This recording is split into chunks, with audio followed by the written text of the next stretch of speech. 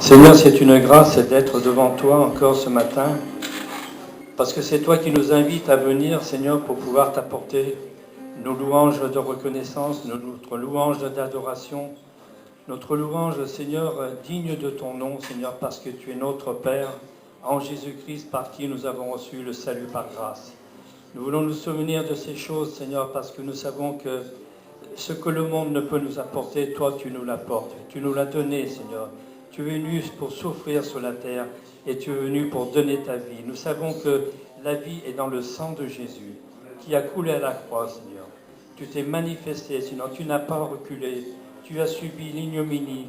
Seigneur, tu as souffert. Tu es passé par des choses difficiles et impossibles à l'homme. Ce que tu as fait, Seigneur, était redoutable. Et nous sommes heureux de pouvoir partager ce salut si merveilleux en toi, parce qu'en toi nous avons reçu la vie pour l'éternité. Tu nous as préparé, Seigneur, ce champ, là où nous serons, Seigneur, dans ce nouveau jardin d'Éden, pour passer l'éternité ensemble, et que toute chose soit pour ta seule gloire, Père, au nom de Jésus. Amen. Voilà, que le Seigneur envoie sur son peuple, sur son Église, la pluie de bénédiction. Et on va passer maintenant, je passe toute la place à la louange. Sarah au chant, Israël à la guitare et Didier au violoncelle. Au rétro, NJ, je fais le tour complet. Et Michael à la solo. Voilà, tout ça, c'est toute l'équipe de louange. Et de toute façon, nous, ensemble, nous sommes les chantres. Donc on chante tous ensemble pour la gloire de Dieu. Amen.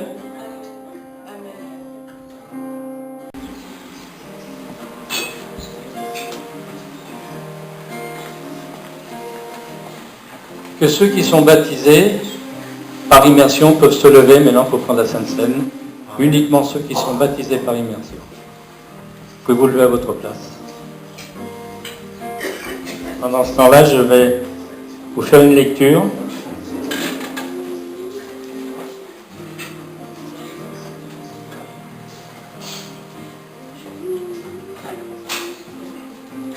Une lecture dans Matthieu, chapitre 5, versets 1er à 12. Il s'agit du sermon sur la montagne. Je vous lis déjà les deux premiers versets.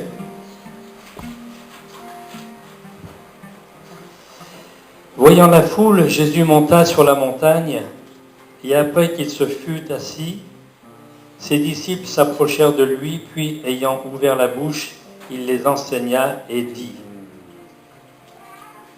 Alors, le verset 3 nous dit « Heureux les pauvres en esprit, car le royaume des cieux est à eux. » Et là, il s'agit de l'humilité.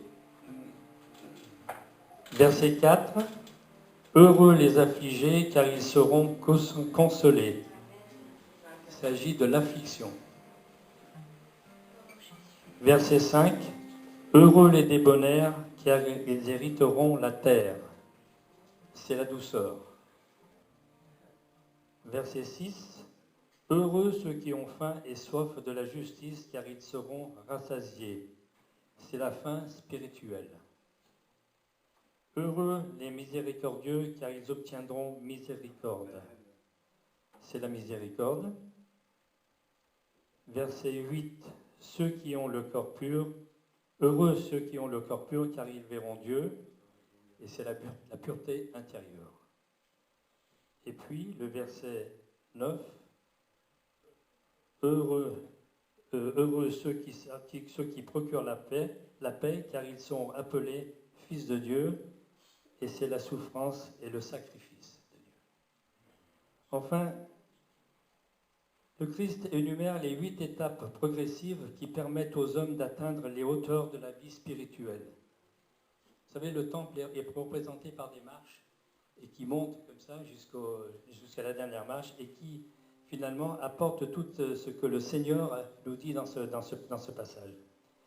C'est pourquoi, selon les instructions du Christ, nous prenons le pain et le vin en souvenir de son sacrifice parfait à la croix du Calvaire. Ainsi que chacun s'examine lui-même pour ne pas prendre un jugement contre lui-même. Amen. prier le Seigneur. Béni par le Seigneur. Amen. Voilà, bonjour à tous et à toutes. Nous sommes heureux d'être là dans la présence du Seigneur. Je vois notre sœur Anne-Marie. Tu veux bien venir? On va prier pour toi. Bertrand, on va lui faire l'onction d'huile à notre sœur. Voilà.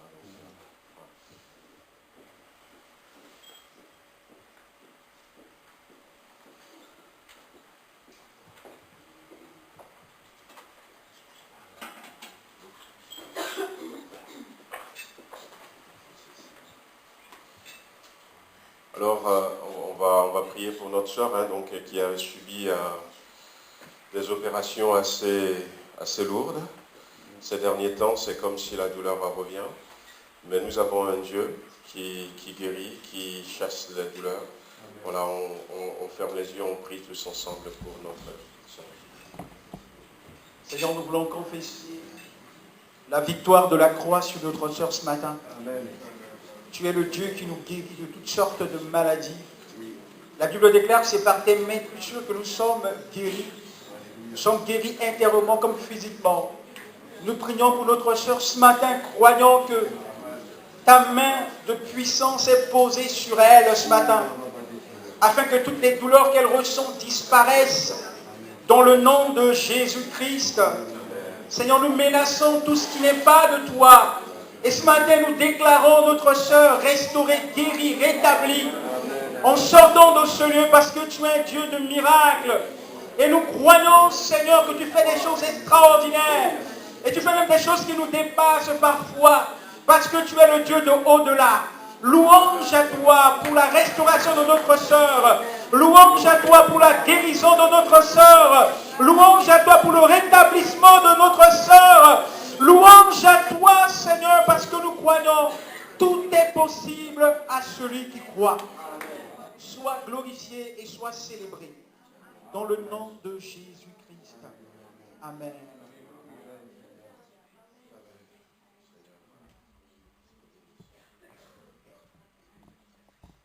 Voilà, nous remercions le Seigneur parce que nous avons aussi notre sœur Odette qui est avec nous ce matin. Amen. Merci Seigneur pour sa santé. Gloire à Dieu. Amen.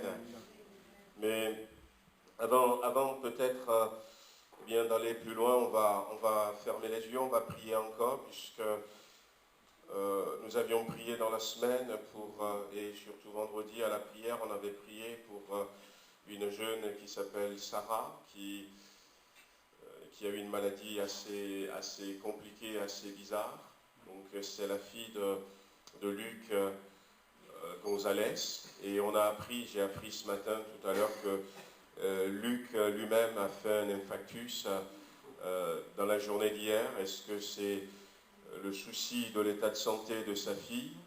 Mais on veut encore demander au Seigneur de poser sa main, amen, sur cette situation et puis sur tous ceux qui sont là peut-être au milieu de nous ce matin.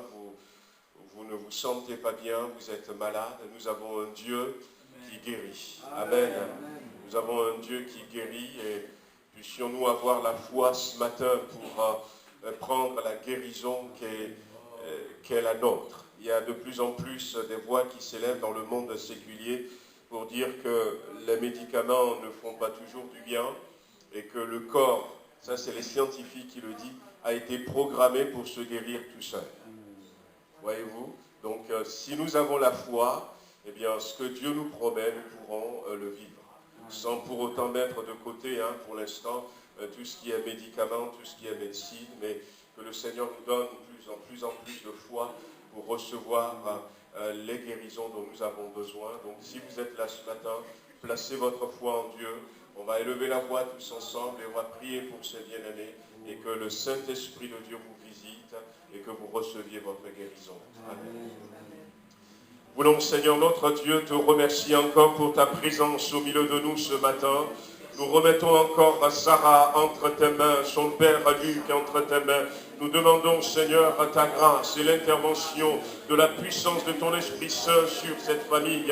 Une visitation, Seigneur, une guérison, une restauration, Seigneur. Te disons merci pour notre sœur Odette qui est au milieu de nous ce matin, Seigneur notre Dieu. Nous te bénissons aussi encore pour tous les autres qui ont traversé des moments compliqués. Nous pensons à M. Bourrel, Seigneur. Nous pensons, Seigneur, également à notre sœur Christine, Seigneur, qui a été visitée par ta grâce et qui est rentrée à la maison en ce moment, Seigneur, qui est avec son mari. Tu vois toutes ces personnes qui sont sur notre liste de prière et ceux qui sont au milieu de nous ce matin, souffrant de quelque chose. Tu les visites dans le nom de Jésus-Christ. Visite-les, Seigneur. Viens bénir, viens relever, viens guérir, Seigneur. Donne la foi, Seigneur, qui sait prendre la guérison que tu as pour nous. Merci encore, béni sois-tu. Bénis-nous dans la suite, Seigneur, de cette matinée, la prédication de ta parole, dans le nom de Jésus-Christ. Amen. Amen, gloire à Dieu. Revenir sur juste préciser que pour la réunion des femmes qui va avoir lieu à Dessines, donc le samedi 28, la journée, l'inscription, ça se fait sur Internet et plusieurs se sont peut-être inscrites, mais c'est bien de signaler ça à Maggie ou à Marie-Pierre Verlet pour organiser le covoiturage. Et puis, si vous ne l'avez pas encore faite, votre inscription, faites-la. Et puis, surtout, voyez avec elle pour le covoiturage. Donc, comme le frère l'avait dit tout à l'heure, aujourd'hui on reprend donc nos réunions de jeunes ados. On reprend aussi les enfants, le groupe d'instruction biblique pour enfants, le club. Mais vous l'avez constaté, les clubs, cette année on commence à 9h45. Donc les enfants ne viendront plus ici comme on avait fait les autres années, mais les enfants iront directement au club. Donc les animateurs se chargeront d'avoir avec eux un temps de louange, et puis après ils continuent avec leurs leçons et leurs activités. Aussi au niveau du groupe des enfants, du club des enfants, on rappelle aux parents que cette année on a décidé d'avoir un projet à financer au niveau du club. Vous savez, on en a déjà parlé, et c'est bien déjà pour habituer les enfants à l'offrande. On en avait parlé, donc je vais revenir là-dessus un de ces jours, de la place de l'offrande dans la marche chrétienne. Elle est importante. Et on veut que nos enfants apprennent dès à présent à donner à Dieu, à donner pour Dieu, à donner pour les projets de Dieu. Et l'offrande des enfants ne va pas être mélangée à l'offrande du culte, mais on avait des projets, donc j'aurais expliqué que quand on était au Puy-en-Velay, une année, les enfants ont acheté 2 vélos pour des missionnaires en Afrique. Et puis une autre année, les enfants ont acheté 5 et 6 cuiseurs de riz pour des familles. Tous ces projets, c'est l'Action missionnaire qui nous les envoie. Donc, et on n'a pas encore choisi de projet. Donc pensez aussi les dimanches à donner quelque chose à vos enfants pour l'offrande. Voilà. Dimanche prochain, jeûne et prière. On restera un temps un peu plus long après le culte. On va commencer à prier pour atteindre cette maturité spirituelle, ce réveil que nous voulons, le désir de notre cœur, alors que nous sommes en train de faire quelques travaux, quelques petits travaux à l'extérieur, à l'intérieur du ménage. On aimerait qu'à l'intérieur également, Dieu puisse faire le ménage, enlever tout ce qui ne va pas. Amen. Et puis que nous puissions véritablement vivre ce réveil. Tout à l'heure, le frère a salué donc ceux qui sont au milieu de nous pour la première fois. Je sais qu'il y a certaines personnes qui étaient là dimanche dernier déjà, j'étais pas là. C'est de nouvelles personnes, donc n'hésitez pas à prendre contact avec moi pour que je puisse faire votre connaissance. Et puis on a aussi nos bien-aimés qui sont arrivés de Saint-Étienne. Voilà. Amen. Parce que je suis content de les voir. Mon frère Thierry, avec son épouse Sylvie. Voilà, celle qui est là-bas, on ne la présente plus. Voilà, on la connaît. Voilà, donc Viviane et tous les autres. Nous avons tout à l'heure, cet après-midi, une réunion d'information pour le voyage en Israël. Donc, vous savez, on a ce voyage en Israël du 19 au 26 août. Et puis, donc, les frères sont venus. Octobre, voilà. Octobre, voilà. Le 19 octobre, voilà. Bon. C'est bon, vous êtes réveillés, comme on dit. Hein. Alors. Et donc, voilà, donc, les bien-aimés sont arrivés hein, pour cette réunion d'information.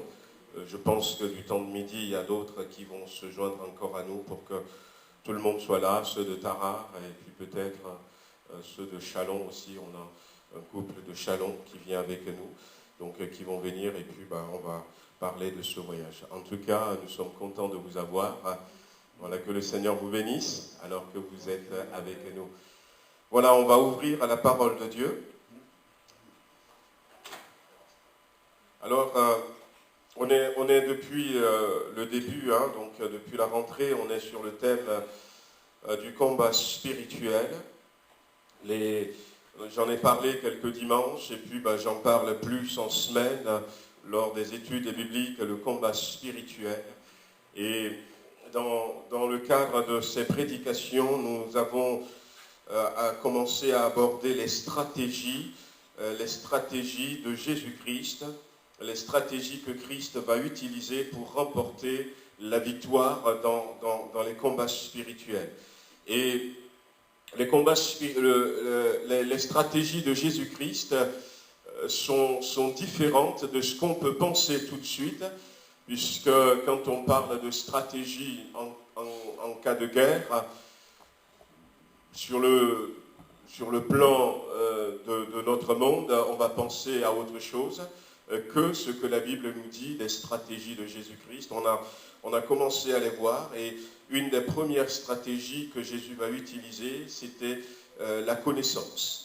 La connaissance, on avait développé en quoi la connaissance est une bonne stratégie pour remporter la victoire sur l'ennemi. La Bible va dire Jésus savait d'où il vient, où il va. Jésus va dire à un moment donné, personne ne m'ôte la vie, je la donne de moi-même, j'ai le pouvoir. Il possédait une certaine connaissance qui fait que lorsque l'adversaire va l'attaquer, eh bien, il ne va pas avoir peur, il va aller, comme on dit, franco.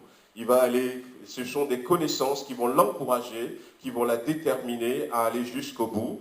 Et la détermination aussi, hein, donc ça fait partie aussi des stratégies de Jésus-Christ. Nous avions parlé, hein, donc en semaine, Jésus était résolu, il était résolu, donc c'était un peu comme la Bible nous dit au début du livre de Daniel, Daniel et ses compagnons, ils résolurent. On ne se rend pas toujours compte, mais dans cette prise de position, il y a quelque chose qui nous donne déjà la victoire. Ne dit-on pas souvent, un homme averti en vaut, voilà. Voilà, donc on a parlé un peu de ça. Et puis, une des stratégies de Jésus-Christ qu'il va utiliser aussi, c'est la volonté de Dieu. C'est faire ce que Dieu lui demande, se laisser conduire, guider par Dieu. Se laisser conduire, guider par Dieu, laisser Dieu tirer en quelque sorte la ficelle. Faire ce que mon Père me demande de faire. Et à un moment donné, il va dire, mon Père est plus grand que tous. Et quand on se laisse conduire par Dieu, quand dans le combat spirituel, à coup sûr, nous avons la victoire. Amen. La victoire. Mais c'est compliqué de nos jours de se faire conduire par Dieu. Nous vivons dans une génération, nous vivons dans un temps où nous avons besoin de savoir ce que Dieu attend de nous pour faire ce que Dieu attend de nous. Nous avons besoin d'entendre la voix de Dieu. Nous avons besoin de sentir sa main, tenir notre main. Nous avons besoin de sa voix qui nous dise « marche comme ça ». Je vous avais raconté cette histoire vraie de cet homme qui habitait pas loin de la voie ferrée et qui travaillait comme cheminot, travaillait dans la voie ferrée. Et puis ce jour-là, alors qu'il n'y avait pas, devant leur maison, il n'y avait pas ces barrières qui descendent, et il était sorti à un moment donné, et tout à coup il voit son garçon qui est en train de s'amuser dans la voie ferrée. Et il a compris tout de suite en voyant son enfant que dans la minute qui va suivre, eh bien, il y a un train express qui va passer. Alors, il n'a même pas le temps de lui expliquer, il a simplement crié son nom. Il lui a dit « Couche-toi !» tout de suite. Et puis l'enfant s'est couché par terre. Et dans la seconde qui est venue, le train est passé. Le petit est resté par terre comme ça, pendant un temps. Et puis il s'était relevé après, tremblant, pleurant. Il a entendu la voix de son père qui l'a guidé à ce moment exact où le danger était là. Et puis, il s'était couché. C'est important pour nous, si nous voulons remporter des victoires sur le plan spirituel, de savoir discerner la voie et l'œuvre de Dieu pour pouvoir marcher, avancer selon. C'était une des stratégies gagnantes de Jésus-Christ. On va lire dans un premier temps dans le psaume 19. Psaume 19.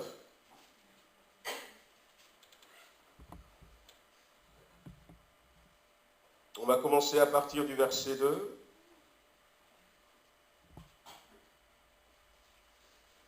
Les cieux racontent la gloire de Dieu, et l'étendue manifeste l'œuvre de ses mains. Le jour en instruit un autre jour. La nuit en donne connaissance à une autre nuit. Ce n'est pas un langage, ce ne sont pas des paroles, dont le son ne soit point entendu. Leur retentissement parcourt toute la terre. Leurs accents vont aux extrémités du monde, où il a dressé une tente pour le soleil, et où le soleil, semblable à un époux qui sort de sa chambre, s'élance dans la carrière avec la joie d'un héros. Il se lève à une extrémité des cieux et achève sa course à l'autre extrémité. Rien ne se dérobe à sa chaleur. Le verset 8, la loi de l'Éternel est parfaite, elle restaure l'âme. Le témoignage de l'Éternel est véritable, il rend sage l'ignorant. Les ordonnances de l'Éternel sont droites, elles réjouissent le cœur. Les commandements de l'Éternel sont purs, ils éclairent les yeux. Je crois que on prendrait un temps pour revenir sur cette deuxième partie.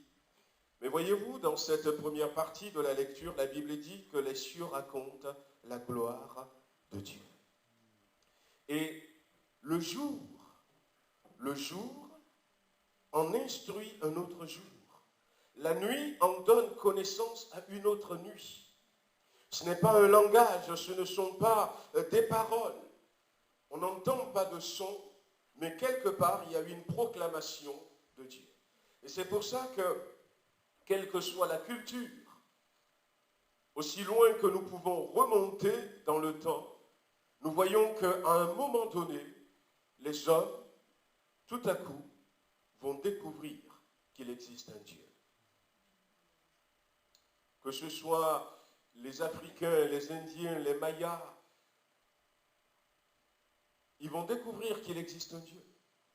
Parce qu'il y a la voix de Dieu, une voix qui ne s'entend pas, mais qui parle. Il y a une révélation de Dieu. Alors, c'est vrai que cette révélation, elle n'est pas toujours claire, puisqu'il savait qu'il existe un être extraordinaire, un être grand. Mais quand la révélation n'est pas claire, on peut se laisser tromper facilement par l'ennemi. Et ce matin, la volonté de mon cœur, c'est que le Seigneur nous amène au point où était Jésus-Christ, à distinguer clairement la voix de Dieu, à distinguer l'œuvre de Dieu, à ne pas rester simplement sur une révélation vague, une révélation floue, mais une véritable révélation de ce que Dieu attend de moi, de ce que Dieu veut me dire. Amen. On va lire dans Actes chapitre 8. Actes chapitre 8, cet épisode que nous connaissons, qui nous parle un peu de l'importance pour nous quand même d'avoir ce discernement clair de ce que Dieu attend de nous. On va lire à partir du verset 5. Donc il s'agit de l'évangéliste Philippe, celui qui avait été choisi comme diacre et qui est devenu évangéliste. Le verset 5 nous dit « Philippe, étant descendu dans une ville de la Samarie, il prêcha le Christ. Et les foules tout entières étaient attentives à ce que disait Philippe. Et lorsqu'elles apprirent et virent les miracles qu'il faisait, parce que les esprits impurs sortirent de plusieurs démoniaques, en poussant de grands cris, et beaucoup de paralytiques et de boiteux furent guéris, et il y eut une grande joie dans cette ville. Le verset 9, il y avait auparavant dans la ville un homme nommé Simon, qui se donnait pour un personnage important, qui exerçait la magie et provoquait l'étonnement du peuple de la Samarie.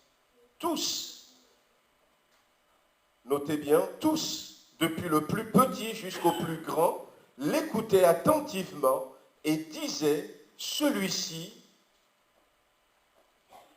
est la puissance de Dieu. Celui-ci est la puissance de Dieu, celle qui s'appelle la grande.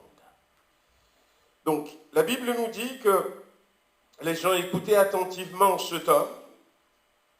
Cet homme les avait étonnés, cet homme avait fait des miracles, et du plus petit au plus grand, pensaient que la puissance qui l'animait était la puissance de Dieu. Alors qu'en réalité, ça ne venait pas du tout de Dieu. Ce verset nous montre que même si Dieu se révèle d'une manière globale, d'une manière générale, et l'histoire de nos ancêtres à nous en Afrique, l'histoire des Mayas, l'histoire des Indiens que j'ai cités tout à l'heure, et même ici en France, l'histoire de ceux qui nous ont précédés, nous montre qu'il ne faut pas rester sur cette révélation globale, parce que cette révélation n'est pas claire. La Bible va nous parler de plusieurs dispensations, de plusieurs manières que Dieu va utiliser pour dire aux hommes, voici je suis là. Et la dernière dispensation dans laquelle nous sommes aujourd'hui, c'est l'Église. C'est l'Église. À un moment donné, ça va être Jésus-Christ, la dispensation de la grâce, où la Bible nous dira que Dieu, dans ces derniers temps, nous a parlé par le Fils. Nous a parlé par le Fils. Et merci Seigneur, nous sommes dans cette dispensation de la grâce, de l'Église, où nous pouvons éviter toute confusion et savoir exactement si c'est Dieu qui nous parle ou si ce n'est pas Dieu qui nous parle. Il est important de cultiver cela. Il est important de cultiver cela. La Bible nous raconte l'histoire de Samuel. L'histoire de Samuel, le petit Samuel. Et dans l'histoire du petit Samuel, qu'est-ce qui s'était passé? Eh bien, alors que Dieu voulait s'adresser à ce garçon, Dieu était venu et l'a appelé Samuel, Samuel. Il s'était levé. Et puis il était parti voir Élie, le sacrificateur, qui était couché aussi, c'était la nuit. Et puis, il a réveillé Élie en disant, eh bien, me voici, tu m'as appelé. Alors Élie lui dit, je ne t'ai pas appelé, retourne te coucher. Il est parti se recoucher, et puis à un moment donné, il entend encore à nouveau, Samuel, Samuel. Et il se lève encore une deuxième fois, va voir Élie, non, je ne t'ai pas appelé. Puis Samuel, Samuel, une troisième fois. Et puis quand Samuel va dire à Élie, Élie finalement va comprendre ce qui se passe. Élie va dire, écoute, retourne te coucher mon garçon. Et si tu entends encore t'appeler, tu te lèves et tu dis, parle Seigneur, ton serviteur écoute. Et c'est ce qui s'était passé. Mais petit à petit, ce garçon qui va devenir un grand prophète, le prophète Samuel, va apprendre à connaître Dieu. Et Dieu va lui parler à plusieurs reprises. C'est Dieu qui va dire à Samuel, tu vas aller oindre David comme roi. Mais Dieu ne lui a pas dit David. Dieu lui a dit simplement, dans les enfants de Jessé ou Ésaïe, j'ai trouvé celui qui va remplacer, qui va prendre la succession de Saül. Tu vas aller le oindre. Donc maintenant il connaissait la voix de Dieu. Et parce que maintenant il connaît la voix de Dieu, il peut servir Dieu avec efficacité. Avec efficacité. Et quand il était parti, à un moment donné, il a vu Eliab, le frère aîné qui était costaud, baraqué, dans son cœur, il va dire, tiens, ça va être lui parce qu'il a la carrure. Mais quelque chose qui n'est autre que Dieu va lui dire, eh bien, non, ce n'est pas lui que j'ai choisi. Et imaginez cette histoire, même si c'est que Samuel n'avait pas appris, comme Jésus-Christ a appris à distinguer la voix de Dieu, il aurait pu partir jusque-là, voyez-vous, mais choisir la mauvaise personne. C'est important pour nous, frères et sœurs, de connaître la voix de Dieu, de savoir comment est-ce que Dieu agit. On va voir un autre passage dans le livre des Actes au chapitre d'abord 27. On va aller là-bas, au chapitre 27, le livre des Actes des Apôtres. On va lire à partir du verset 9. Alors il y a cet événement que vous connaissez aussi, c'est le naufrage qu'avait connu l'apôtre Paul. L'apôtre Paul était dans ce bateau et qui le transportait à Rome.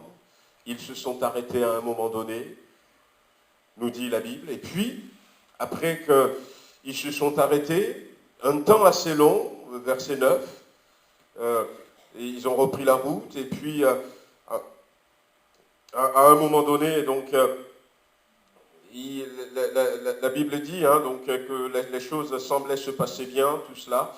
Alors, rappelez simplement que c'est un bateau qui n'appartenait pas ni à l'armée romaine, ni à l'apôtre Paul, mais il y avait le centenier avec les soldats qui accompagnaient le centenier, Paul était prisonnier à ce moment-là, il était conduit, donc qui vont monter sur ce bateau. Souvent c'est des bateaux de commerce, souvent c'est des bateaux qui sont affrétés par peut-être un commerçant.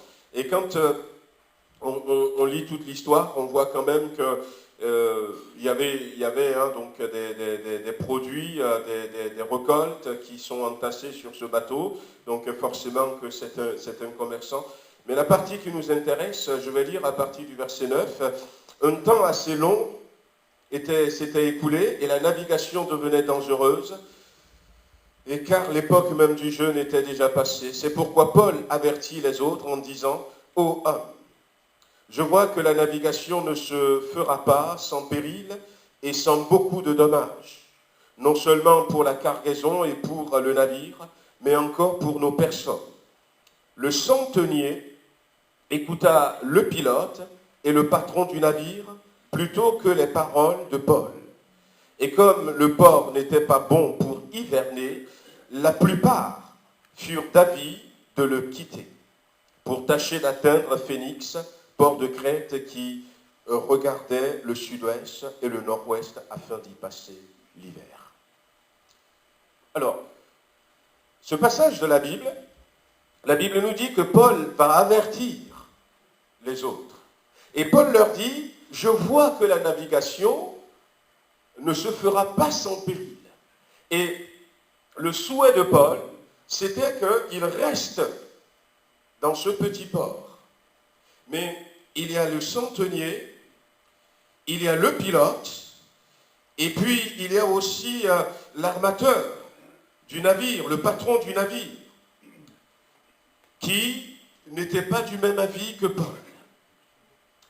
Et puis, la Bible dit que la plupart furent d'avis de le quitter. Ce matin, j'aimerais, au travers de ce passage, nous amener à différentes situations qui pourraient, à un moment donné, nous induire en erreur. Nous fait croire que c'est Dieu qui nous parle, alors que ce n'est pas Dieu.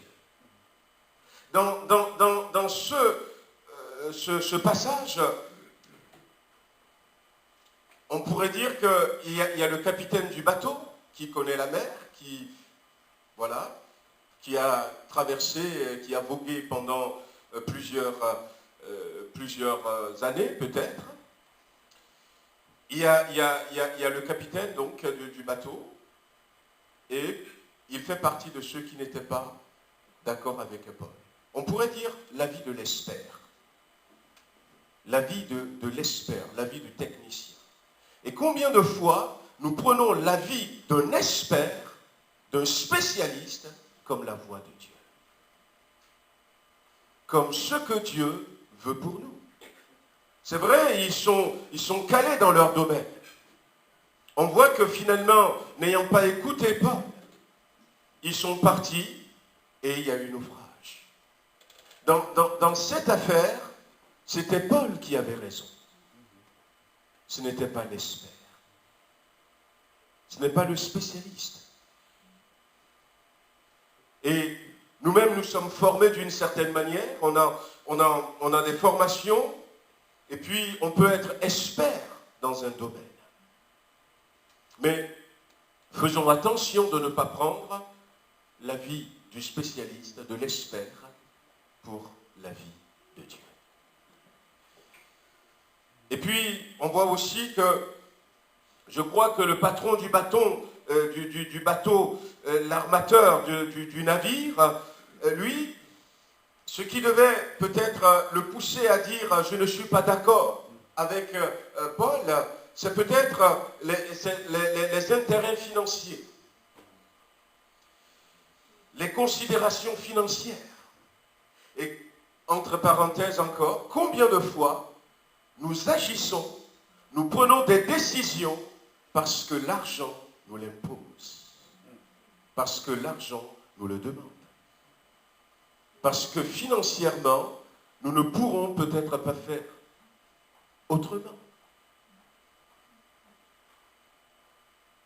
Si nous voulons remporter des victoires dans le combat spirituel, se laisser conduire, guider comme Christ l'avait fait, à un moment donné, il va dire à ses disciples, allons ailleurs, alors qu'il y avait encore du boulot.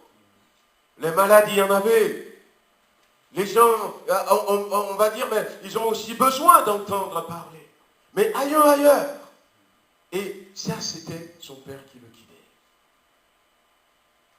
Pour ne pas rester, et comme je disais tout à l'heure, pour ne pas prendre Eliab et en faire un roi au lieu de David. Si nous le voulons, eh bien, faisons attention.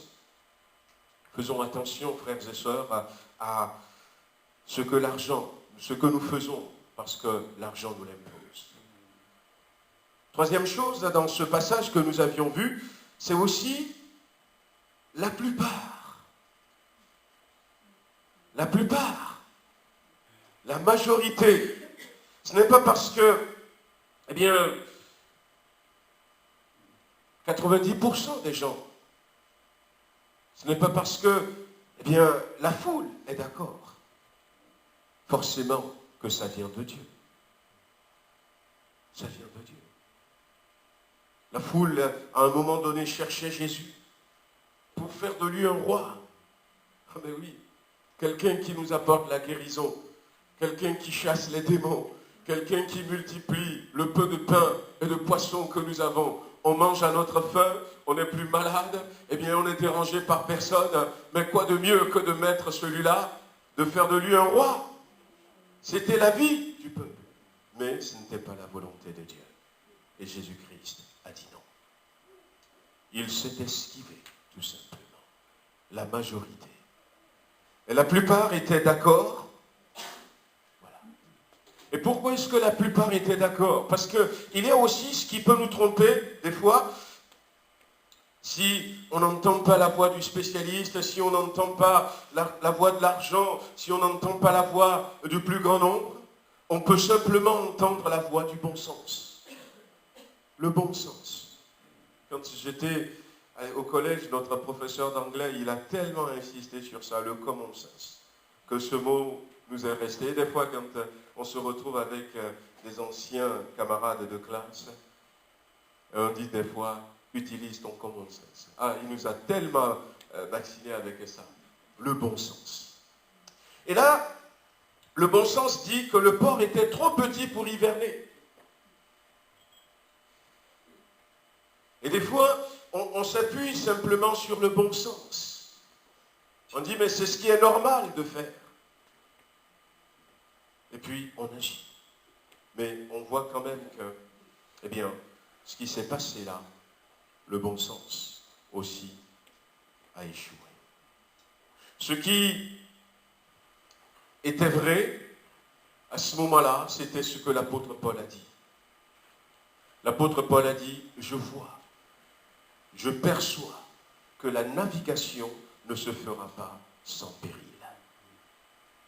Et c'était lui qui était dans le vrai, qui était dans la volonté de Dieu. Bien-aimés, si nous sommes chrétiens et que nous cherchons la volonté de Dieu, nous avons besoin ce matin, ou encore dans les jours à venir, que le Seigneur nous aide. Comment est-ce que Dieu nous guide? Comment est-ce que Dieu nous parle? Comment est-ce que Dieu se manifeste à nous pour nous dire, fais-le, va, ne va pas? Alors, peut-être que je ne vais pas tout citer, mais je vais citer 5 domaines, 5 manières dont Dieu se procède pour nous conduire. La première, c'est la conviction spirituelle. Je vous avais raconté, entre autres pour ceux qui se rappellent, de ce témoignage alors que je travaillais dans cette entreprise de nettoyage à Saint-Étienne. Je suis chrétien, et puis l'évier était bouché à la maison. Et cette nuit-là, en rentrant, eh bien, j'ai pris une demi-bidon de produits pour aller déboucher mon évier. Alors, je n'ai pas entendu la voix de Dieu, mais tout à coup, j'ai ressenti quelque chose dans mon cœur. Une conviction que j'ai péché. Je n'ai demandé à personne. L'entreprise ne m'appartenait pas. Le produit, ce n'est pas moi qui l'ai acheté. Eh bien, c'était conviction de péché. Ah ben tiens, Lolo, tu as volé un produit. Une conviction. Et je ne pouvais pas retourner. Le magasin, l'entreprise est fermée. Et arrivé à la maison, j'ai pas sorti le produit. J'ai laissé dans le coffre. Et le lendemain, quand je suis retourné au travail, je l'ai pris et j'ai redéposé à sa place. Et après, j'ai rencontré le directeur adjoint. Je lui ai dit, voilà, mon évier est débouché. Est-ce que je peux prendre un peu de produit? Là, c'est bien. La Bible nous dit que le Saint-Esprit, quand il viendra, il va vous convaincre. C'est aux chrétiens que Jésus-Christ s'adresse d'abord. On pense que ce verset, c'est seulement pour ceux qui ne sont pas dans l'Église. Le Saint-Esprit convainc de péché, de justice et de jugement. C'est une conviction intérieure, une conviction spirituelle. C'est la première manière dont Dieu va se servir pour me parler. J'ai ressenti quelque chose. Et la conviction spirituelle, elle viendra souvent quand nous sommes en train de faire fausse route. Le Saint-Esprit viendra. On pourrait à un moment donné ressentir comme une tristesse dans notre cœur. Et dire, mais tiens, il y a quelque chose qui ne va pas. Quand Dieu veut nous dire, mais vous êtes dans la mauvaise direction, il va utiliser cela. Ce que Dieu va utiliser aussi, c'est le témoignage du Saint-Esprit. L'apôtre Paul dira dans Romains chapitre 8 que le Saint-Esprit rend témoignage à notre esprit que nous sommes enfants de Dieu. Et le témoignage du Saint-Esprit viendra plutôt pour nous encourager dans une direction. dans une direction. Le témoignage, ce n'est pas du Saint-Esprit, ce n'est pas quelque chose qui va venir contre. La conviction du Saint-Esprit, c'est pour nous redresser, pour nous ramener sur un bon chemin. Mais le témoignage du Saint-Esprit, pour nous encourager à continuer sur une voie que Dieu a jugée bonne, juste, un chemin droit pour nous. Voyez-vous, le témoignage du Saint-Esprit, comme encore que la conviction du Saint-Esprit, on peut ressentir une tristesse. Mais tout comme on avait lu tout à l'heure, il y a de ces manifestations où on n'entend pas de voix extérieure. C'est comme quelqu'un qui est dans sa voiture et puis tout à coup tu vois comme un feu rouge. Alors même sans entendre une voix, peut-être que ça va venir encore pour les malvoyants, mais sans entendre une voix, tu as compris que, eh bien tiens, il faut que je m'arrête. Ou alors tout à coup tu vois une flèche qui fait comme ça, et puis tu comprends qu'il faut que je tourne à gauche. Ou alors tu vois un feu vert et tu dis, il faut que je continue. Une autre manière dont Dieu va se servir pour nous conduire, c'est le fardeau spirituel. Dieu va déposer un fardeau sur notre cœur, un poids sur notre cœur. Et quand Dieu va déposer ce fardeau sur notre cœur, dans un premier temps, peut-être, on ne comprend pas trop pourquoi est-ce que je ressens cela. Mais quand on va commencer à prier, à chercher sa face, il va nous éclairer. Voyez-vous, ça c'est des manières qui sont dans la Bible. L'apôtre Paul dira à un moment donné qu'il a un fardeau sur son cœur. Il doit se rendre à Jérusalem. Il doit se rendre à Jérusalem. C'est quelque chose qui l'oblige à aller à Jérusalem. Un fardeau tel que même quand Agabus et d'autres personnes vont intervenir, ce fardeau est tellement là que l'apôtre Paul va continuer son chemin jusqu'à Jérusalem. Et arrivé là-bas, eh bien, il va y avoir ce qui va se passer, il va être arrêté, il va être emprisonné, et finalement, il va partir pour Rome. Or, l'apôtre Paul, jusque-là, n'a jamais été à Rome. Il disait à un moment donné aux Romains, quand il a écrit, j'ai l'intention d'aller en Espagne. Et quand j'irai en Espagne, je m'arrêterai chez vous. Il n'a jamais eu l'occasion d'arriver en Espagne, mais il n'était jamais allé à Rome. Mais la volonté de Dieu, c'est qu'il aille aussi à Rome. Et le Seigneur a fait les choses comme ça, il a placé un fardeau sur son cœur. Et quatrième manière dont Dieu va nous guider, va nous conduire, c'est ce que l'apôtre Paul a vécu dans ce voyage, c'est, eh bien, il a simplement dit, je vois que la navigation ne se fera pas.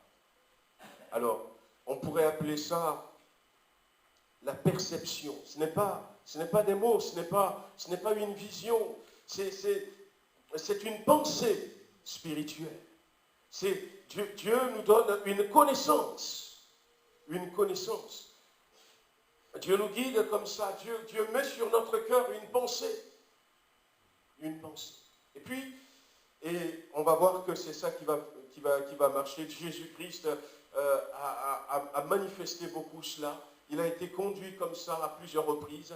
Il connaissait, Dieu lui donne une pensée, et il connaissait aussi les pensées des autres, et puis il va agir.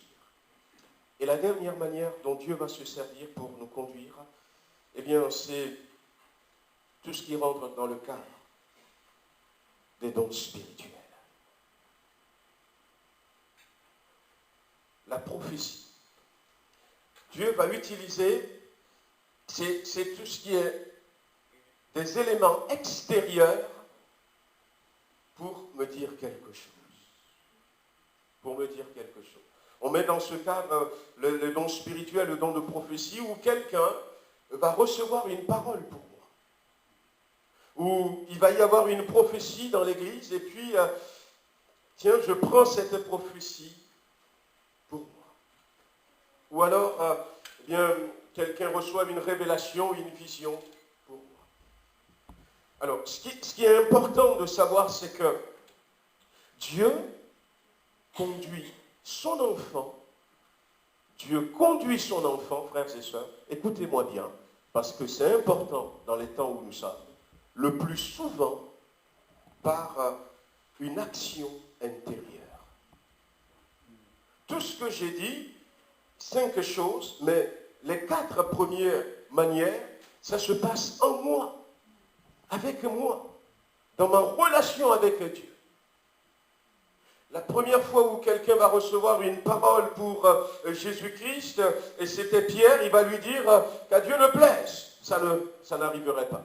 Et Jésus lui répondit, arrière de moi, Satan. C'est une des prophéties que Jésus a reçues. À part ça, eh bien, tout ce qu'il avait fait, c'est dans sa relation avec son Père. Et le drame de notre société chrétienne aujourd'hui, c'est que c'est ce 5e point qui nous tient à cœur. Le prophète me l'a dit. Mais avant que le prophète te l'a dit, est-ce que Dieu t'a parlé toi-même? Quelle conviction est-ce que Dieu a mis dans ton cœur? Quel témoignage le Saint-Esprit t'a donné? Est-ce que le Seigneur t'a communiqué une pensée?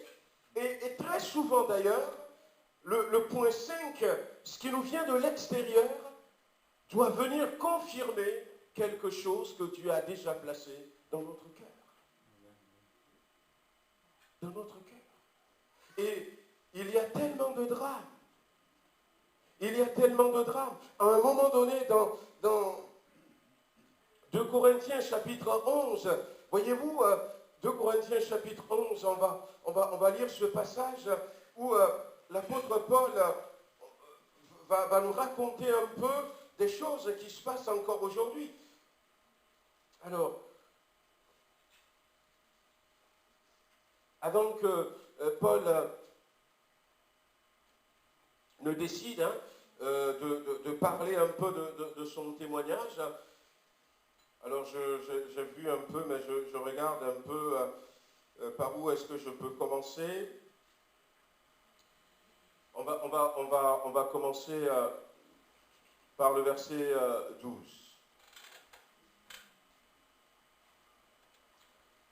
On commence par le verset 12 de Corinthiens chapitre 11, verset 12, où il est dit « Mais j'agis et j'agirai de la sorte pour ôter ce prétexte à ceux qui cherchent un prétexte, afin qu'ils soient trouvés tels que nous dans les choses dont ils se glorifient. Ces hommes-là sont des faux apôtres, des ouvriers trompeurs, déguisés en apôtres de Christ, et cela n'est pas étonnant, puisque Satan lui-même se déguise en ange de lumière. Il n'est donc pas étrange que ces ministres aussi se déguisent en ministres de justice. Leur fin sera selon leurs œuvres. Et l'apôtre Paul est en train de dénoncer un peu ces choses. Et on va aller un peu plus loin. Le verset 19. C'est faux prophètes. Le verset 19. Car vous supportez volontiers les insensés, vous qui êtes sages.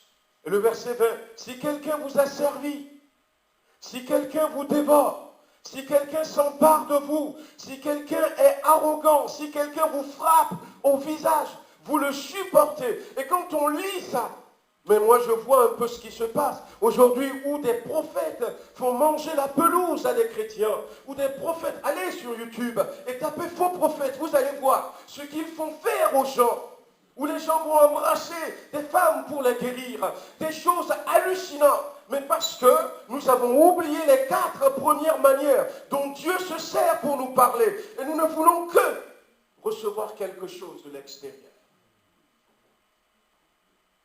Et nous sommes tombés. Nous sommes tombés. Un jour, un pasteur me dit, eh bien, il y a un couple de mon église et qui était arrivé, il voyait le frère, il voyait la sœur. Et puis, Ils sont arrivés vers le pasteur un dimanche et il lui dit, ben, ça y est, on est mariés. Et puis le pasteur dit, mais comment ça, vous êtes mariés? Oui, notre prophète nous a dit qu'il est temps de nous marier. Et on s'est mariés. Le drame, le catastrophe que ça fait en Afrique. Allez sur YouTube si vous voulez, vous verrez. Donnons plus d'importance à ce qui se passe entre nous et Dieu. C'est comme ça que Jésus-Christ. Prenons le temps, frères et sœurs. Prenons le temps de nous mettre à genoux, de chercher sa face, nous-mêmes, et d'apprendre à connaître sa voix. Savoir que ça, c'est Dieu qui me parle. J'ai appris avec le temps, ce n'était pas venu automatiquement. Ah ben tiens, là, c'est un rêve. Comme tout le monde, je rêve. Mais là, ce n'est pas un rêve, c'est Dieu qui m'a parlé. Il n'a pas utilisé de mots, mais j'ai appris à savoir quand est-ce qu'il vient et comment est-ce qu'il vient, à le reconnaître pour ne pas être dans l'erreur. Et que le Seigneur nous aide pour ne pas être dans l'erreur. Nous avons besoin de son Esprit Saint, certes. Nous avons besoin de son Esprit Saint. Nous avons besoin de cette relation avec Jésus. Nous avons besoin, dans le combat spirituel, alors que nous voulons que le Seigneur fasse son œuvre en nous, nous avons besoin de ce discernement. Voyez-vous, la Bible, c'est un domaine quand même assez compliqué. La Bible va nous dire éprouver les esprits. C'est-à-dire qu'il ne faut pas donner foi à tout ce qui vient dans le monde spirituel. C'est un monde tellement sensible. Examinez les prophéties. La Bible dit que, eh bien, soyons vigilants. Soyons vigilants. Et puis, faisons aussi attention, frères et sœurs.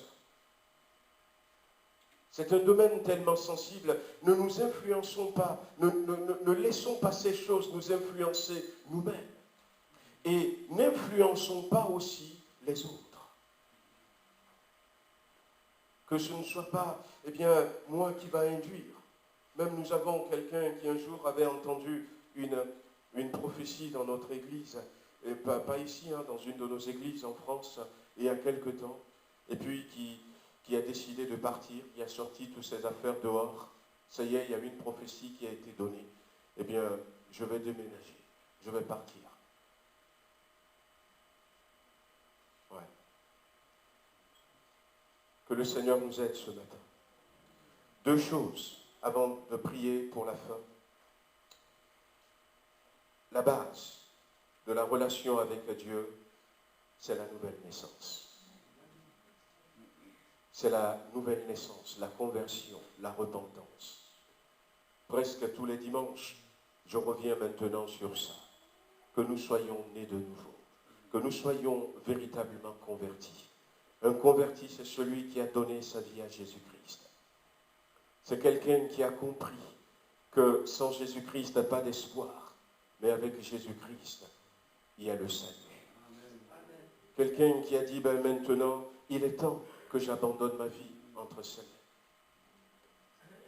La nouvelle naissance, la conversion. Et puis la deuxième chose, le Saint-Esprit. À une époque, avec Maggie, et même avec Maggie, ouais, on faisait... Et puis on le faisait aussi souvent, quand on finit de prier, à la maison on dit que la grâce de notre Seigneur Jésus-Christ, l'amour de Dieu le Père et la communion du Saint-Esprit soient avec toi. On terminait comme ça, les uns les autres. Et puis c'est vrai que dans ce verset, on se rend compte que la grâce, Christ nous l'a apportée. L'amour, c'est le Père qui nous a aimés, qui a poussé le Fils à venir. Mais en matière de communication, de communion, nous ne pourrons pas faire autrement que par le Saint-Esprit. Nous avons besoin du Saint-Esprit. Nous avons besoin du Saint-Esprit. alors que le Seigneur nous donne de ne pas mettre le Saint-Esprit de côté. C'est vrai que l'apôtre Paul n'a pas dit « le Saint-Esprit m'a dit », mais c'est Dieu qui a conduit. Dieu lui a donné une pensée spirituelle. Dieu lui a donné une pensée spirituelle. Et recherchons la communion avec Dieu.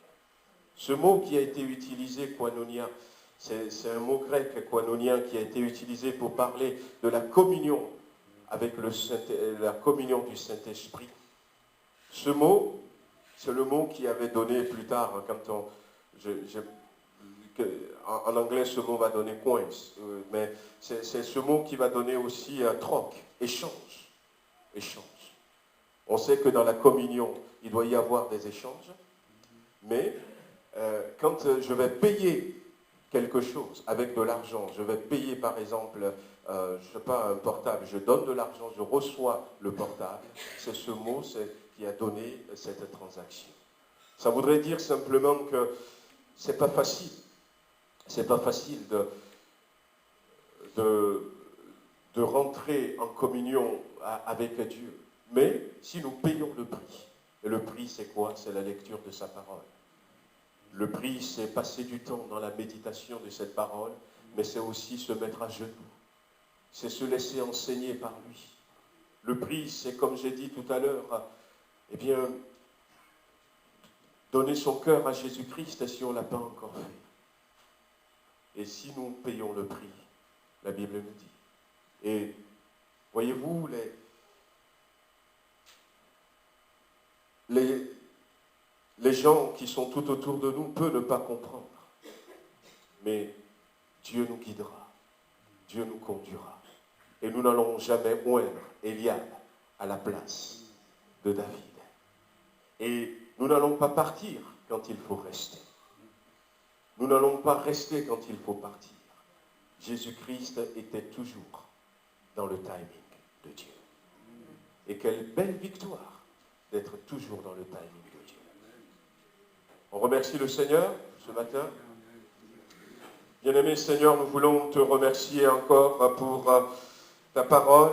Te prions, Seigneur, d'aider celui ou celle qui n'a pas encore fait ce pas de se donner complètement à toi. Celui qui est là peut-être qui n'a pas encore saisi l'importance de cet acte.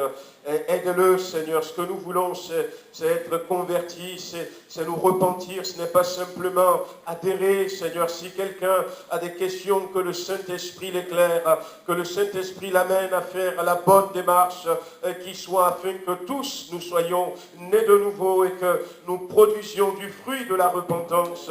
C'est le premier pas, c'est la base, c'est le plus important. Nous ne pourrons pas rentrer en communion avec toi, entendre ta voix, être guidés par ton Esprit Saint, si Jésus-Christ n'est pas Maître et Seigneur et Sauveur de notre vie. Alors donne à ceux qui ne l'ont pas fait de le faire, mais à tous ceux qui ont déjà passé par là. Ce matin, nous comprenons l'importance de cultiver cette relation, de comprendre ces choses.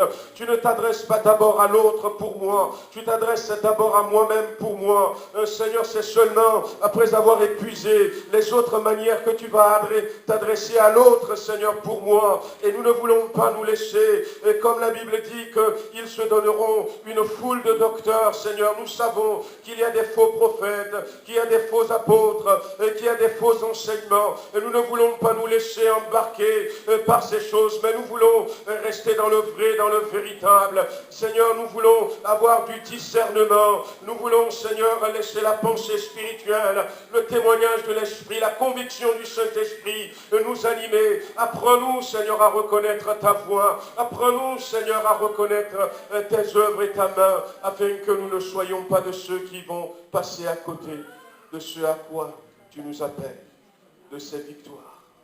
De ces victoires.